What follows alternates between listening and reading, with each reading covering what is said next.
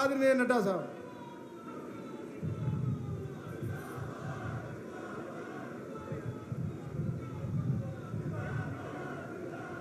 बोले जो बोले सोनिया, जो बोले सोनिया। आज के इस चुनावी सभा में मंच पर उपस्थित हमारे भारतीय जनता पार्टी के राष्ट्रीय महासचिव और मेरे वरिष्ठ साथी श्री तरुण चुग जी, हमारे यहाँ के बहुत ही लोकप्रिय प्रत्याशी हमारे वरिष्ठ साथी सम्मानीय तरनजीत सिंह संधू जी, हमारे खडूर साहब के उम्मीदवार और मेरे बहुत ही वरिष्ठ साथी मनजीत सिंह मन्ना जी, हमारे राष्ट्रीय सचिव और हमारे बहुत ही करीबी मित्र हमारे राष्ट्रीय सचिव श्री मनिंदर सिंह सिरसा जी, श्री हरविंदर सिंह संधू जी, हमारे जिला के जुझारू अध्यक्ष, संसद में मेरे साथी रहे श्वेत मलिक जी, राष्ट्रीय मंत्री नरेंद्र सिंह रैना जी, हमारे वरिष्ठ साथी और पूर्व सांसद सुरेश चंदेल जी, जगमोहन सिंह राजू जी, हमारे पंजाब के जनरल शेख, सेवानिवृत्त आईएएस हमारे राजेंद्र मोहन सिंह चीना जी, मेरे वरिष्ठ साथी हरजीत सिंह संधू जी, सुशील शर्मा जी, बख्शीराम अरोड़ा जी, हमारे वरिष्ठ साथी मंजीत राय जी, गुरप्रताप सिंह टिक्का जी,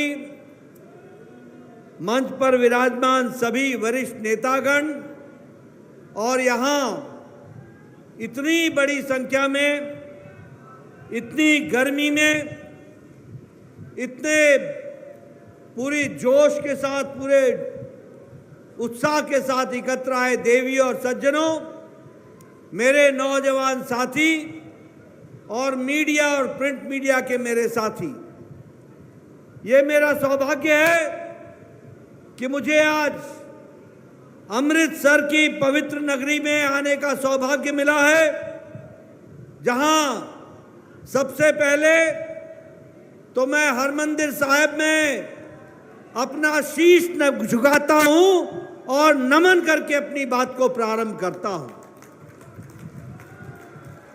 मैं माता दुर्गाना को और हमारे भगवान वाल्मीकि को भी नमन करके अपनी बात को प्रारंभ करता हूं। मुझे खुशी है कि हमारे सिख गुरुओं ने नहीं सिर्फ पंजाब में, नहीं सिर्फ देश में, बल्कि दुनिया में राष्ट्रभक्ति का संदेश और समानता का संदेश पहुंचाने का काम किया है। मुझे इस बात की भी खुशी है कि जब मैं पंजाब में आता हूं तो मेरा दिल, मेरा सीना फक्र से चौड़ा हो जाता है, क्योंकि यही पंजाब है जिसने हमेशा हमेशा देश की रक्षा के लिए अपने आप को आहूत किया है, आगे बढ़ाया है। और मैं पंजाब के युवाओं को, पंजाब के शहीदों को, जिन्होंने जब जब देश की आवश्यकता पड़ी तब तब अपना लहू दिया है, ऐसे नौजवानों को मैं नमन करता हूं और उनका आशीर्वाद लेकर के मैं अपनी बात प्रारंभ करता हूं। मित्रों, अगर मैं कहूं भारत के तिरंगे के बारे में, तो वो तीनों रंग मेरे को हमारे पंजाब में दिखते हैं। मुझे पंजाब में शहादत का लहू दिखता है, मुझे पंजाब में सद्भाव का सफेद दिखता है और मुझे पंजाब के किसानों के माध्यम से हरियाली की क्रांति दिखती है, हरित क्रांति दिखती है। इसलिए चाहे देश में मुगलों के खिलाफ लड़ने की बात हो, चाहे जालियांवाला बाग में अंग्रेजों के जनरल डायर से लड़ने की बात हो, पंजाब ने हमेशा अग्रगणी राज्य के रूप में देश की रक्षा की है। ऐसे पंजाब को मैं नमन करता हूं और आशीर्वाद लेता हूं। मित्रों, मैं यहां यह भी कहना चाहता हूं कि जब कोरोना आया तो चाहे प्रदेश का किसान था, चाहे नौजवान था, चाहे व्यापारी वर्ग था, सब ने आगे आकर के अपने पंजाब के लोगों की सेवा की है। ऐसे पंजाब को मैं नमन करता हूं और ऐसे पंजाब को मैं नमन करता हूं। मैं आपसे जब ये चर्चा कर रहा हूं तो मैं आपको ये बताना चाहता हूं कि हमारे प्रधानमंत्री जी ने भी पंजाब के लिए, हमारे सैनिक भाइयों के लिए अपने तरफ से कोई भी काम में कसर नहीं छोड़ी है और आगे बढ़कर के हिम्मत के साथ काम में जोड़ा है। और जब मैं ये कहता हूं तो याद कीजिए, यही कांग्रेस पार्टी थी जो 1972 से लेकर 2014 तक हमारे फौजी भाइयों को बरगलाती थी, धोखा देती थी और 1 रैंक 1 पेंशन OROP को कभी लागू नहीं करती थी।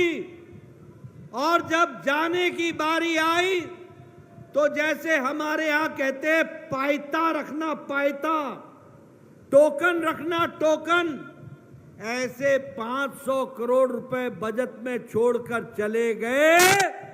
ये मोदी जी हैं जो 2014 में आपके आशीर्वाद से वो प्राइम मिनिस्टर बने, प्रधानमंत्री बने और 1 साल के अंदर 1.5 लाख करोड़ रुपए फौजी भाइयों के पेंशन के रूप में, OROP के रूप में पहुंचाने का काम किया।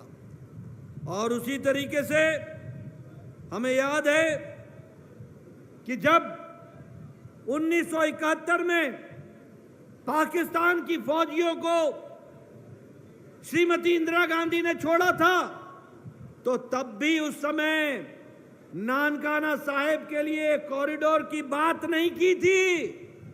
उनको पंजाब याद नहीं आया था, उन्होंने उसकी चिंता नहीं की थी। लेकिन जब मोदी जी प्रधानमंत्री बने तो करतारपुर कॉरिडोर बना करके आज हमारे 75 साल बाद लोग नानकाना साहब जाने के लिए उनका रास्ता प्रशस्त किया, तो किसी और ने नहीं किया, मैं हमारे प्रधानमंत्री मोदी जी ने किया। यह भी हमको ध्यान में रखना चाहिए। मैं यहां यह भी बताना चाहता हूं, ये कांग्रेसी भाई जब मिलेंगे तो इनसे पूछना, ये आम आदमी पार्टी वाले कट्टर बेईमान, इनसे पूछना कि तुमको सिटीजन अमेंडमेंट एक्ट से क्या तकलीफ है, क्या दिक्कत है।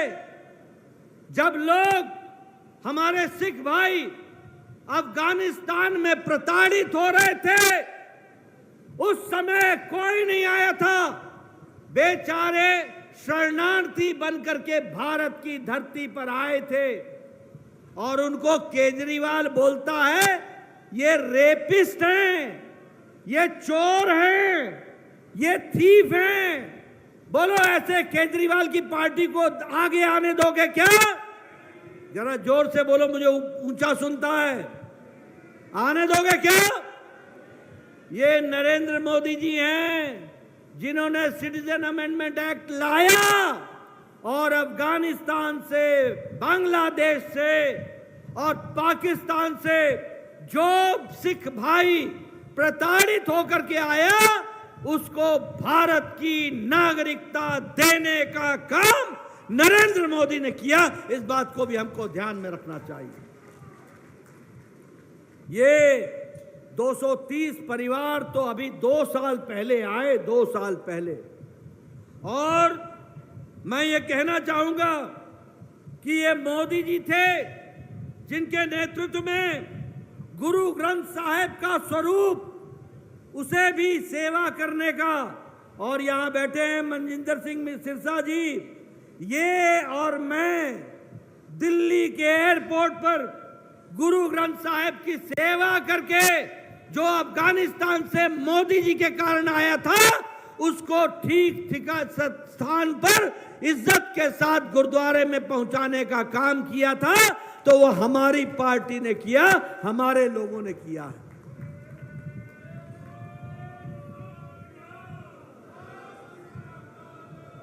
हमारे गुरु गोविंद सिंह जी के शहजादे, उनका बलिदान दुनिया भूल चुकी थी, कांग्रेस भुलाने पर लगी हुई थी।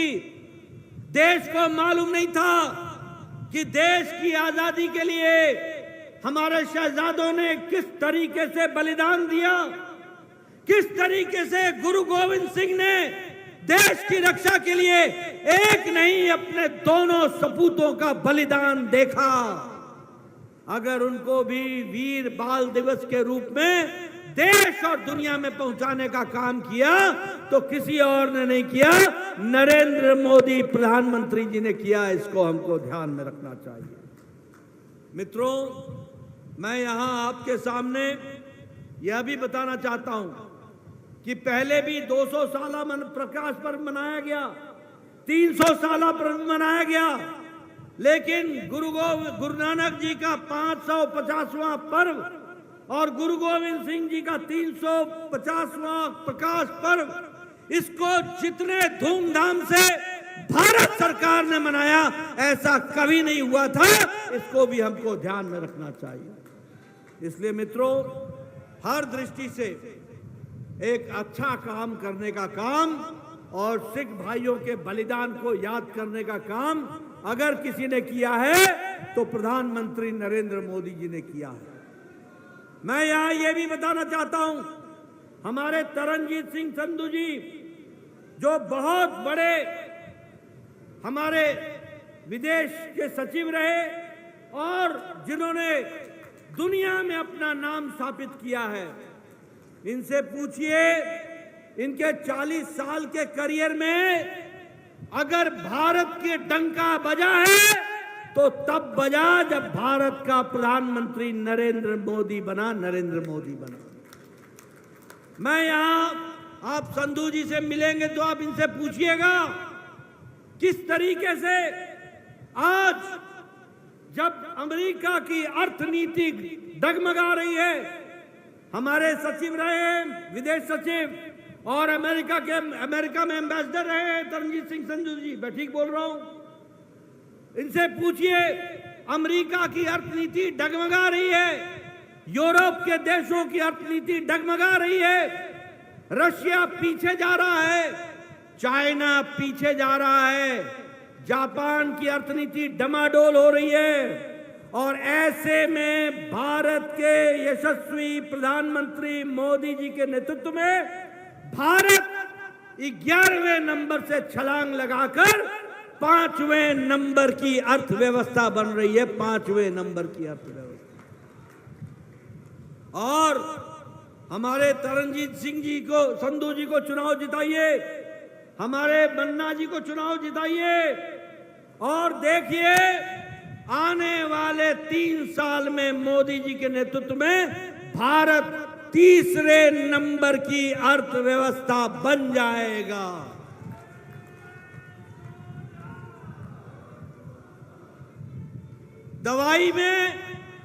दवाई में भारत आज दुनिया में 2रे नंबर का देश है। सबसे बड़ा एक्सपोर्टर भारत है, और सबसे सस्ती दवा और सबसे अच्छी दवा भारत बना रहा है, अमेरिका के साथ कंपटीशन कर रहा है। ये बदलता भारत है।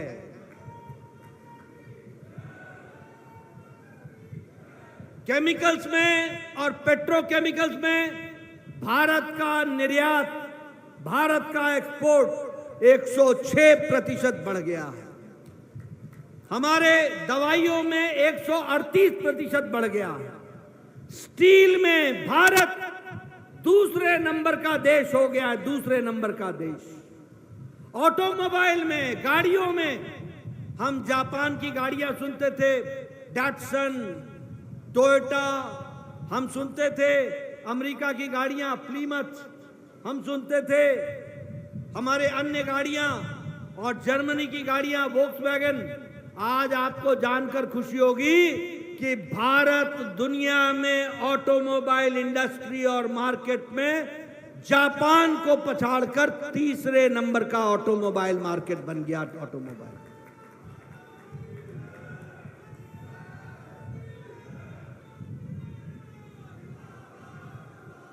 10 साल पहले जो आपके हाथ में मोबाइल है उसमें लिखा होता था मेड इन चाइना, उस पे लिखा होता था मेड इन कोरिया, उस पे लिखा होता था मेड इन ताइवान। आज अपना मोबाइल निकाल के देखो, चाहे ओप्पो हो चाहे एप्पल हो, उस पे लिखा होगा मेड इन इंडिया।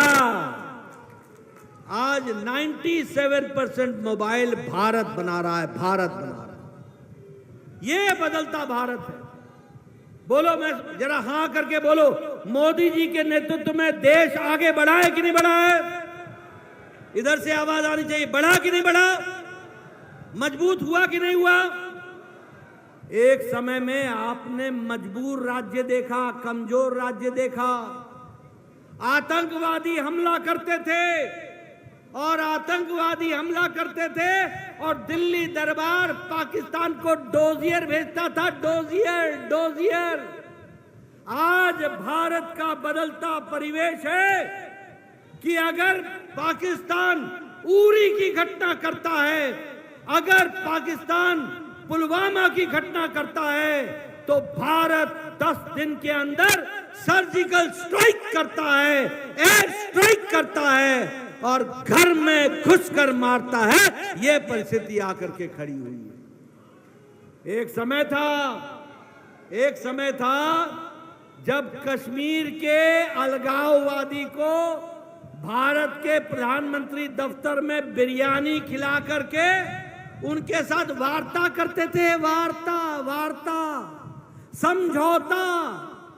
ये प्रधानमंत्री मोदी जी आए और आज धारा 370 कश्मीर से धाराशाही हो गई और संविधान में कश्मीर भारत के अभिन्न अंग के साथ एक देश में एक निशान, एक विधान, एक प्रधान बना करके रख दिया। ये भी हमको ध्यान में रखना चाहिए। आज पुलवामा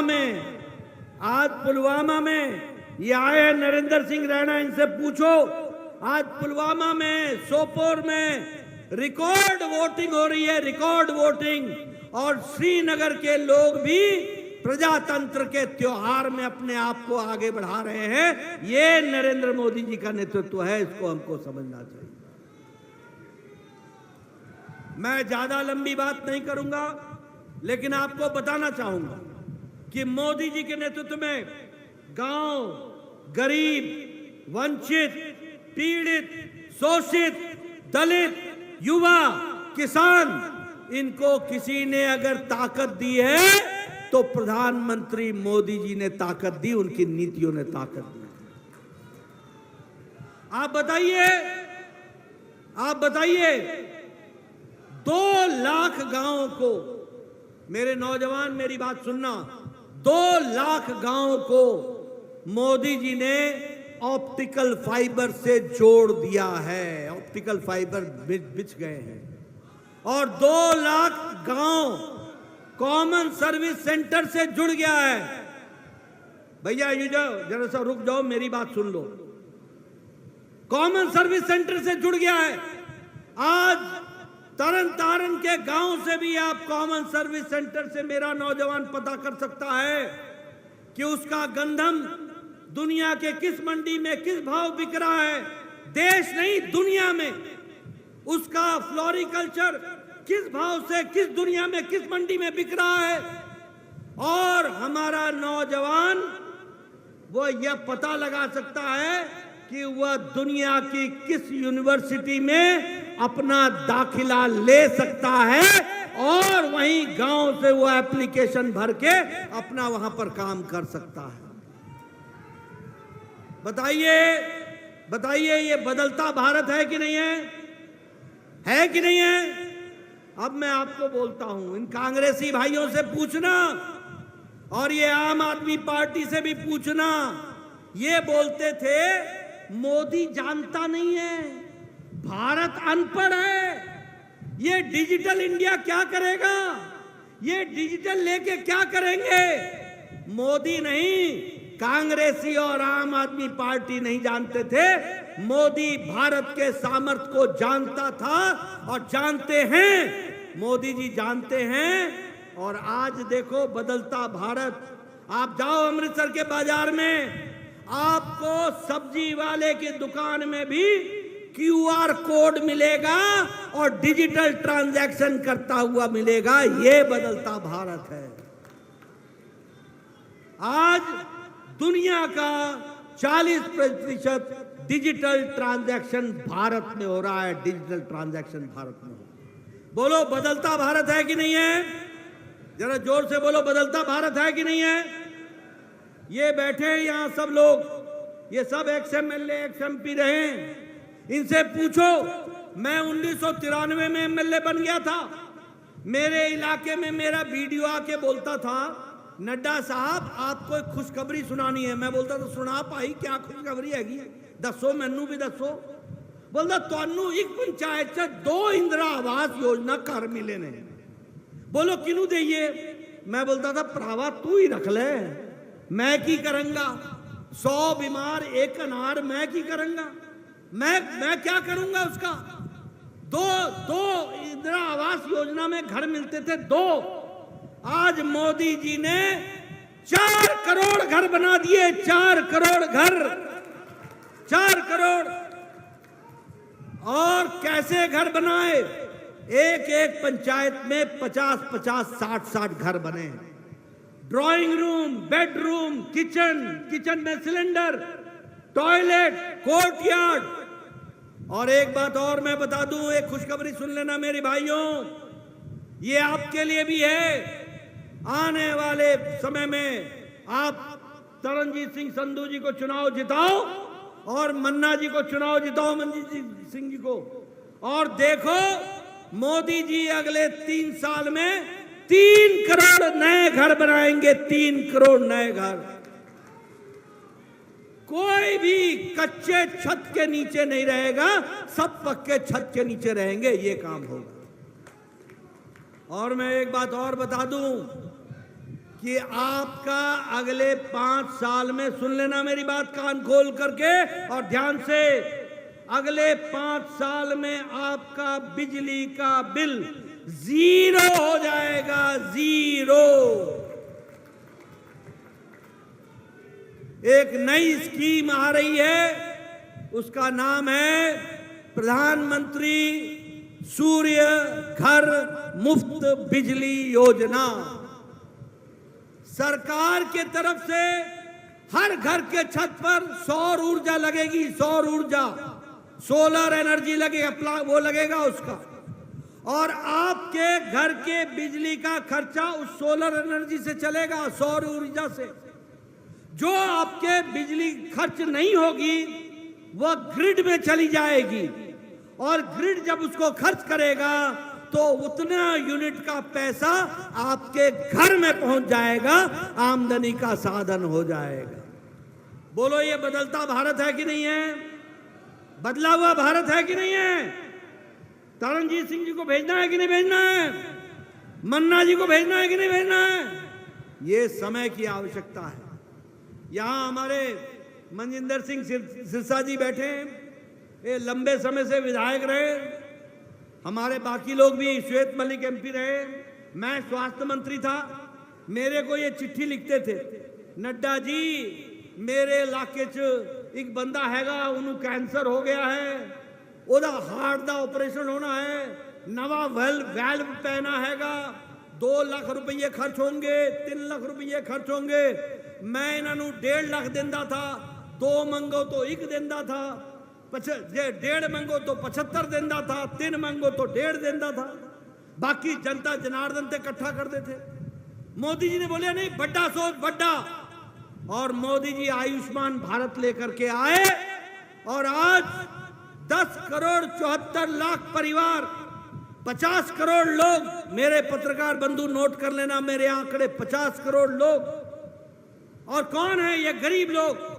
रिक्शा वाला, ठेला वाला, रेड़ी वाला, फेड़ी वाला, सब्जी वाला, बस का ड्राइवर, बस का कंडक्टर, ट्रक का ड्राइवर, ट्रक का क्लीनर, बिल्डिंग में काम करने वाला लिफ्ट मैन, बिल्डिंग में काम करने वाला सिक्योरिटी मैन, रैक पिकर, कूड़ेदान से प्लास्टिक इकट्ठा करने वाला, सैलून में बाल काटने वाला, ऐसे गरीब लोगों को मोदी जी ने आयुष्मान भारत में गरीब गंभीर बीमारी से लड़ने के लिए नोट करना, हर साल एवरी ईयर 5 लाख रुपए का गंभीर बीमारी से लड़ने के इलाज की व्यवस्था की, 5 लाख, और 365 करोड़ रुपयों का इलाज गरीब लोगों का हो चुका है। अब सुनना, एक और खुशखबरी सुना रहा हूं आपको। तरनजीत सिंह संधू जी को और मान जी को जिता देना, ये मामला मेरा तेरा नहीं हैगा, ये मामला देश दा हैगा और देश वास्ते हैगा। क्या है मामला? मोदी जी ने कहा है कि इस देश का कोई भी माता, बहन, बुजुर्ग, कोई भी व्यक्ति जिसकी उम्र 70 साल से ऊपर की है और जिसकी उम्र 70 साल से ऊपर की हो जाएगी, जब होगी तो उसको आजीवन अंतिम सांस तक हर साल वह महिला, वह बुजुर्ग, किसी भी जाति की हो, किसी भी धर्म की हो, किसी भी इलाके की हो या किसी भी आमदनी की हो, अमीर हो या गरीब, सबको मोदी जी की तरफ से आजीवन अंतिम सांस तक हर साल 5 लाख रुपए का आयुष्मान कार्ड मिलेगा। 5 लाख रुपए। बोलो बोलो, ये बदलता भारत है कि नहीं है?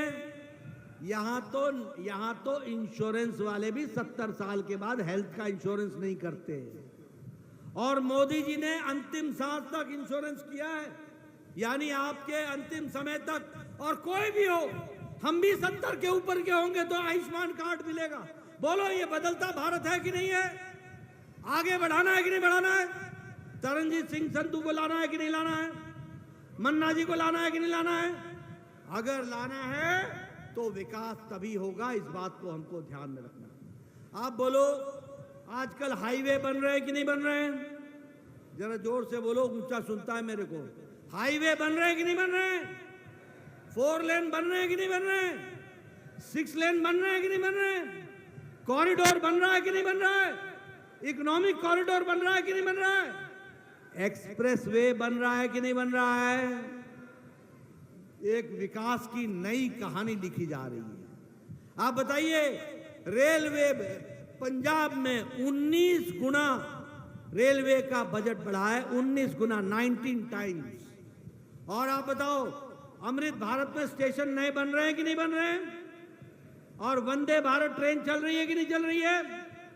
और हाई स्पीड ट्रेन चल रही है कि नहीं चल रही है? फर्क दिखता है? बोलो, फर्क दिखता है? पहले जम्मू मेल में जाया करते थे, आया करते थे, आजकल वंदे वंदे, मैं तो वंदे पकड़या। ये कहां से आया वंदे भारत? ये बदलता भारत है जिसको हमको समझना होगा। इसलिए मित्रों, चाहे गांव हो, चाहे शहर हो, चाहे गरीब हो, चाहे वंचित हो, चाहे पीड़ित हो, चाहे शोषित हो, चाहे दलित हो, चाहे आदिवासी हो, सबको बढ़ाने का काम किया है तो नरेंद्र मोदी जी ने किया है, इसको हमको ध्यान में। अब मैं आपको बताना चाहता हूं, आप बताओ कि आपके यहां एक कट्टर बेईमान पार्टी है कि नहीं है? बोलो कट्टर बेईमान पार्टी है कि नहीं है? है कि नहीं है? और आप देखो कि यहां दिल्ली में दोस्ती कांग्रेस और आम आदमी पार्टी की, और अमृतसर में नूरा कुश्ती। बोलो ऐसी पार्टियां चाहिए क्या? चाहिए क्या? ये यहां नूरा कुश्ती करते हैं और दिल्ली में गलबाइयां बजाते हैं, एक दूसरे को बचाते हैं। ये सब बेईमान पार्टियां हैं, सब बेईमान पार्टियां हैं। देखो इनका दो ही रास्ता है, दो ही सिर्फ दो।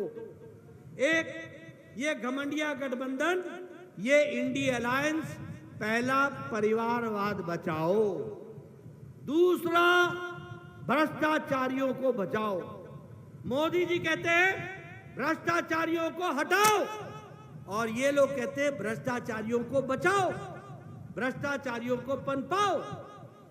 अब बताओ कांग्रेस पार्टी, मेरे को एक बात का जवाब दो, ये कांग्रेस पार्टी ने ये अपना कोयला घोटाला किया था कि नहीं किया था?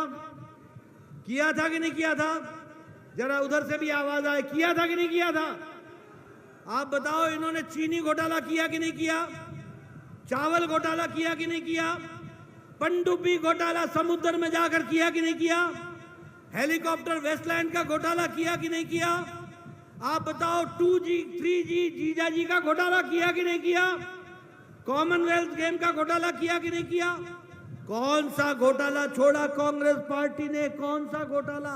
हर दिन नया घोटाला।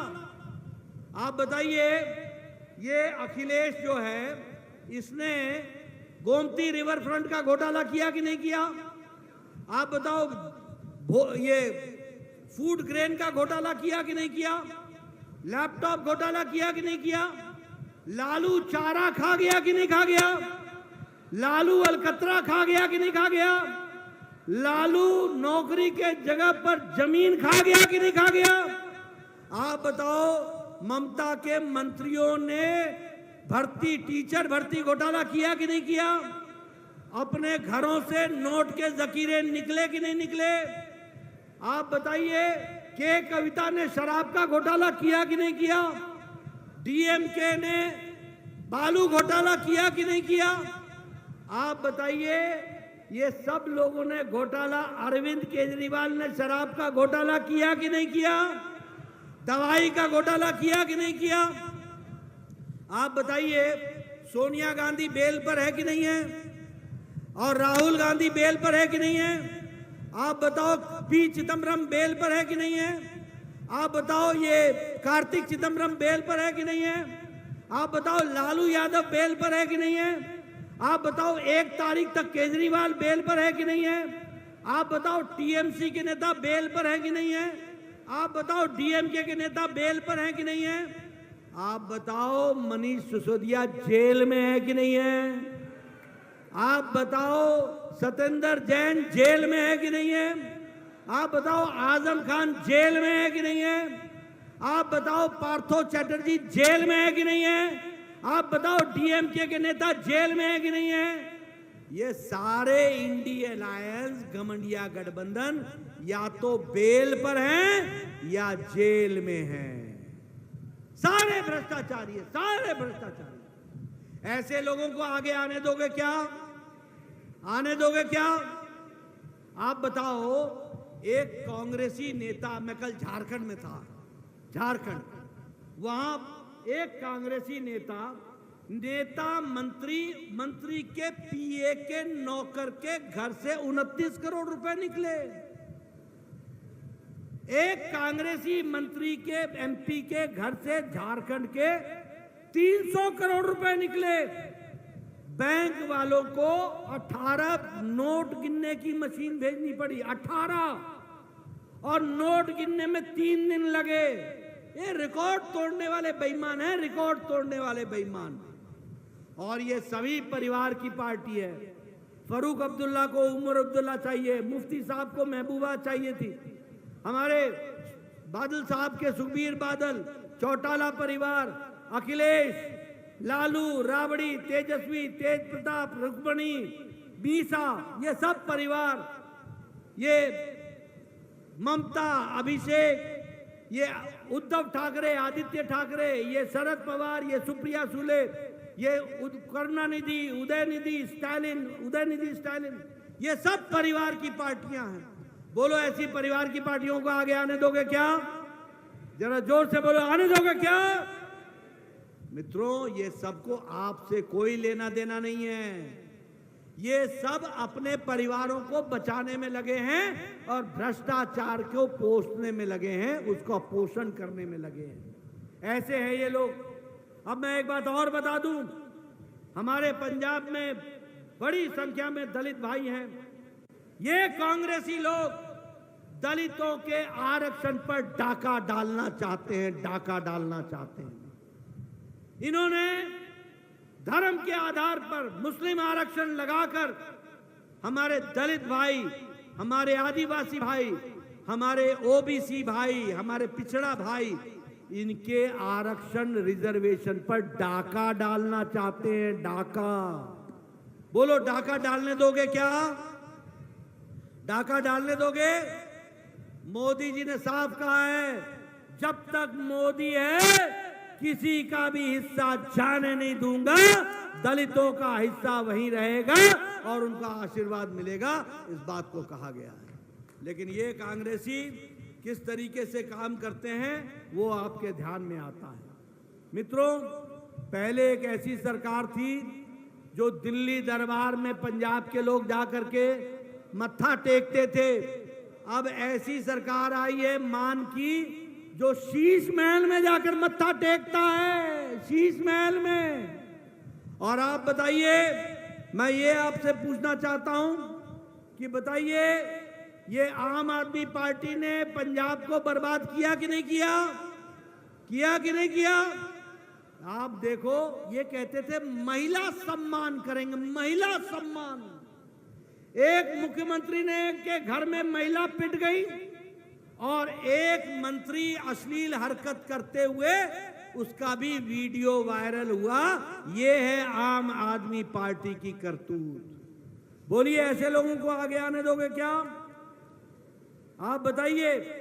ये हर दृष्टि से पंजाब को मुसीबत में धकेलने का काम कर रहे हैं, हर तरीके से। आप बताइए, आज यहां से व्यापारी पलायन कर रहा है कि नहीं कर रहा है? माइग्रेट कर रहा है कि नहीं कर रहा है? इंडस्ट्री छोड़ के जा रहा है कि नहीं जा रहा है? विकास रुका है कि नहीं कर रहा है? आप तरनजीत सिंह संधू जी को चुनाव जिताओ, मन्ना जी को चुनाव जिताओ, मैं आपको विश्वास दिलाता हूं पंजाब फिर से आबाद होगा और विकास की ओर चलेगा। उसको हम लोग ताकत देंगे।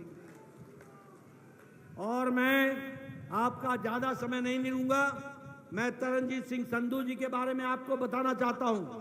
पहले तो मैं मन्ना जी के बारे में बताना चाहता हूं। मन्ना जी बॉर्डर पर रहने वाले देश के राष्ट्रभक्त हैं और जब तक ये हैं, देश की सुरक्षा में कोई कसर नहीं आने देंगे। पार्लियामेंट में आपकी आवाज को अच्छे से उठाया जाएगा और मोदी जी के नेतृत्व में उसको हम पूरा करेंगे। लेकिन इसके साथ साथ मैं तरनजीत सिंह संधू जी के बारे में आपको बताना चाहता हूं। आप बड़े खुशनसीब हैं कि मोदी जी ने तरनजीत सिंह संधू जी को प्रत्याशी बनाया है। इनके आने से मैं आपको विश्वास दिलाता हूं, अमृतसर पंजाब का सबसे डेवलप्ड सिटी होगी और सबसे विकसित रूप में आगे जाएगी। इस बात का मैं आपको विश्वास दिलाता हूं।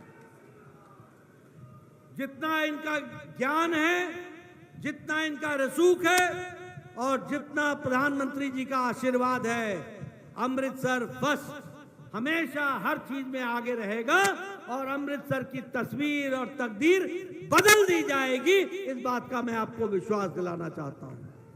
बोलिए, आपका आशीर्वाद मिलेगा ना?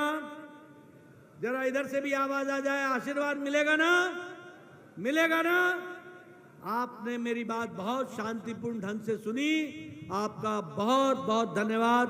जय भारत, जय पंजाब।